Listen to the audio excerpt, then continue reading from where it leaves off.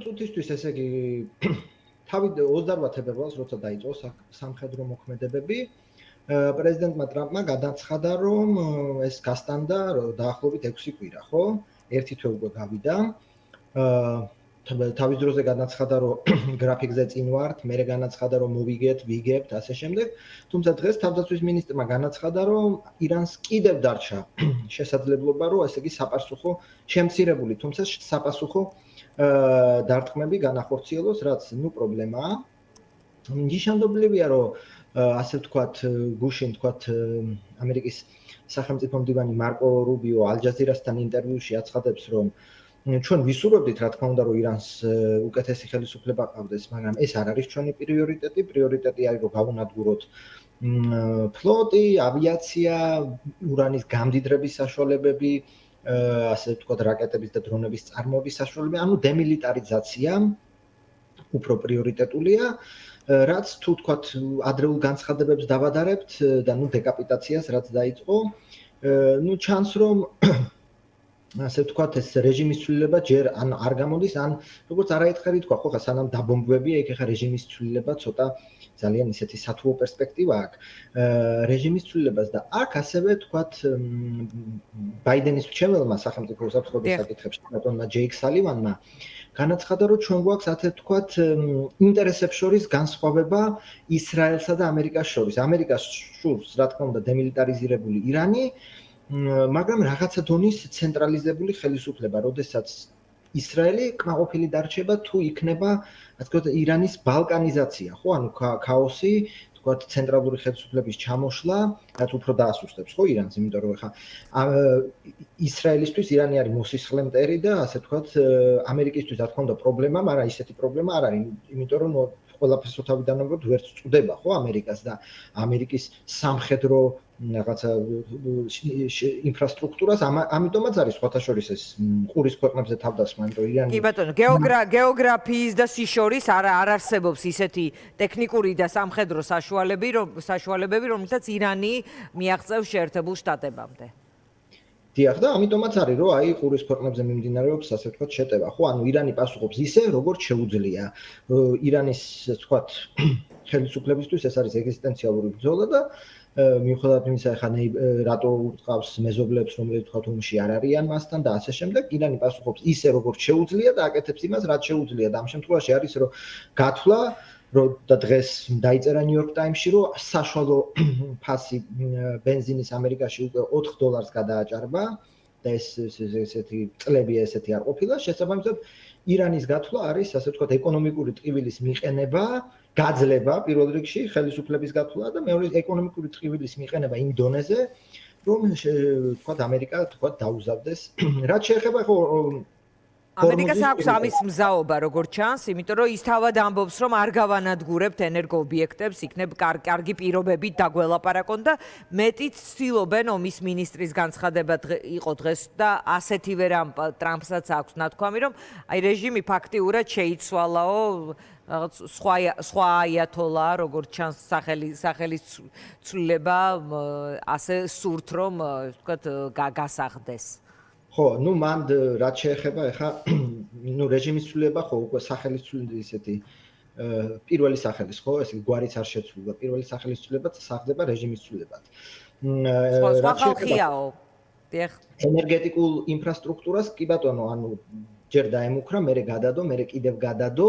აქ ორი მიზეზია, ერთი მიზეზია, რომ შეიძლება მართლა პაკისტანის შუამავლობით რაღაცა დიალოგი მიმდინარეობს და მეორეა ის, რომ ეს ირანის ენერგოინფრასტრუქტურის სრული განადგურება, ერთი რა თქმა უნდა, ის სოფლიო ბაზარზე ნავთობის ფასს კიდევ უფრო აწევს, იმის მიუხედავად ყიდულობს თუ ამერიკა ყიდულობს თუ არა ნავთობს ირანისგან, იგივე არგუმენტი დაახლოებით ტრამპი იყენებს, რომ აი ჰორმუზის სრუტე ჩვენ არ გვჭირდება და თქვენ მოდით და გახსენით, ხო, იმიტომ მაგრამ თქვენ დაიცავით თქვენი ნავთობი.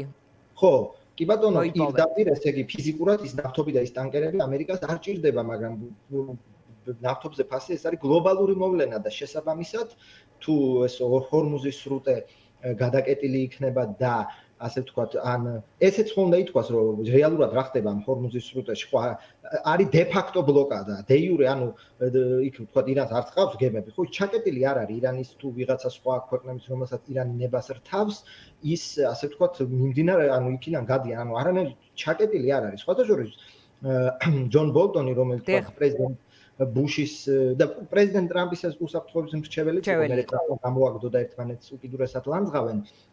თქვა რომ ჩვენ რატო არ ვახდენთო ჰორმუზის სრუტის ბლოკადასო, ანუ ჩვენ რატო ირანი არ ატარებს თქვა ვიღაცა ქვეყნების ტანკერებს და გემებს, თავისას ატარებს, ჩვენ რატო არ ვახდენთ ჰორმუზის სრუტის ან ბლოკადას, ან რაღაც ამ ტანკერების ჩაძირვას, ან რაღაცა ფიზიკური დაბრკოლების შექმნას, რაზეც პასუხი de facto ბლოკადაა. აბა როგორ ახორციელებს ის ამას?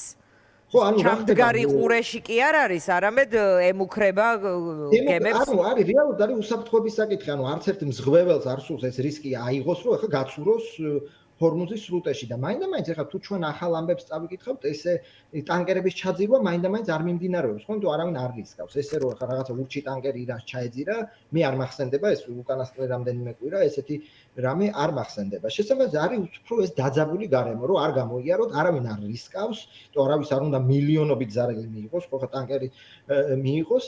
ამერიკელები ჯერჯერობით არ შედიან, შეიძლება ჯარსემზე ელოდებიან, შეიძლება. თუმცა სახმელეთო ოპერაციის რაღაც ნიშნები გამოიკვეთა. კი, არის ლაპარაკი, რომ კუნძული ხარგი, რომელიც ახდენს ირანის ნავთობის 90%-ის, ასე ვთქვათ, გადაზიდვას, ირანის სანაპირო ზოლი რატომღაც არ უწყობს ხელს, რომ იქ ტანკერები ვთქვათ, ეგრეთ დაპარკინგდნენ, ამიტომ ამ კუნძულით მიმდინარეობს, ხო, ძირითადად ნავთობის გადაკაჩვა, არის ლაპარაკი ამის აღების, მაგრამ მაგაც არის პრობლემები, რომ რო აიღებ, მერე რა ხდება, ვთქვათ, ეხლა მე მგონი ირანი მზადაა იმისთვის, რომ ერთ დღეს შეუწყვეტენ, ვთქვათ, სოფლიო ბაზარზე მისი ნავთობის გადინებას, მაგრამ ნუ რაღაცა მეორე არის, რომ მცირე ტერიტორიაზე ამდენი ამერიკელი სამხედრო არტილერიო და სარაკეტო და რაც ფიზიკურ მსხვერპლს გაზრდის დიდწილა და ეს პროგნოზი არსებობს და ის დავამთავრო ჰორმუზის სრუტის საკითხი. ხო, ეს ანუ ევროპელების აზრით პირველ რიგში, ანუ შენ თვითონ არ შედიხარ, ჩვენ რატომ უნდა შევიდეთ, ეს ერთი, მეორე, არაფერი არ შეგვითანხმე.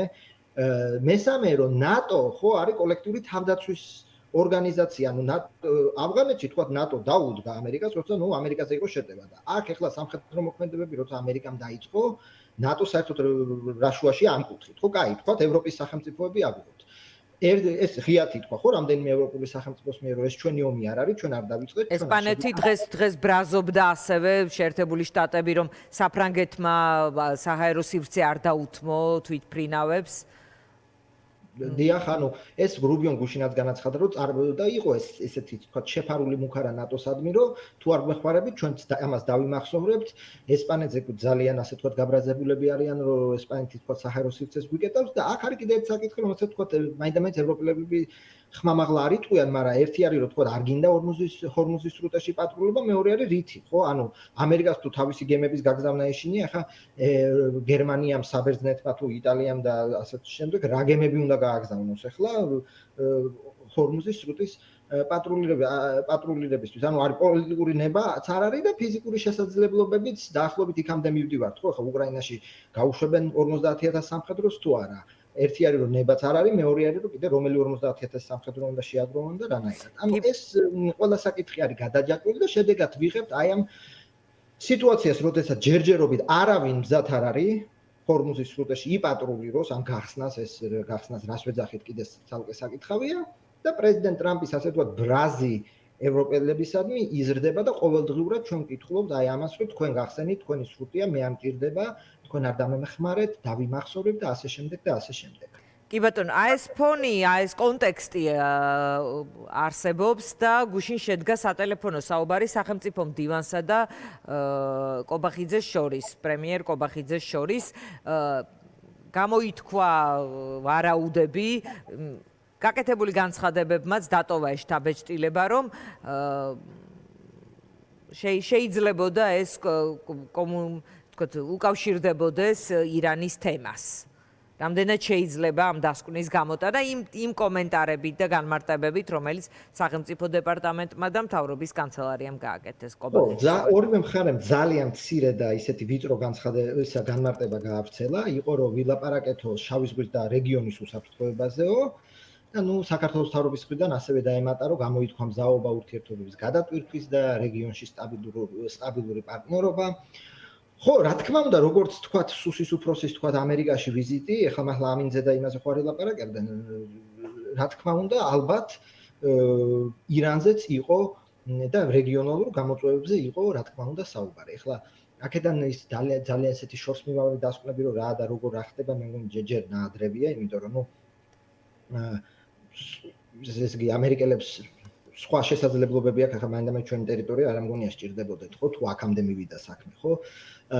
მაგრამ რა თქმა უნდა, მეც არ გამოვრიცხავ და დიდი ალბათობით შეუძლებელია ახლა საქართველოს პრემიერ-მინისტრსა და ამერიკის სახელმწიფო მდივანს შორის საუბარი გუშინ, ხო, მართლა ირანის გარეშე ან ირანზე რაღაცა კი ბატონო. წარმართული იყოს, წარმოუდგენელია, ხო, ბოლოს და ბოლოს ხანდახან მართლა არ იქნება ურიგო თუ რუკას დავხედავთ და გავაცნობიერებთ, რომ სომხეთის საზღვარი რო დამთავრდება, ანუ 500 კილომეტრში საქართველოდან იწყება ირანის საზღვარი. მანქანით ვარ თბილისიდან თეირანში ჩასული. კი ბატონო, გიორგი, მადლობა, ძალიან დიდი მადლობა. გიორგი ხატიაშვილი გვერდთვებოდა პირდაპირ ეთერში მისისიპის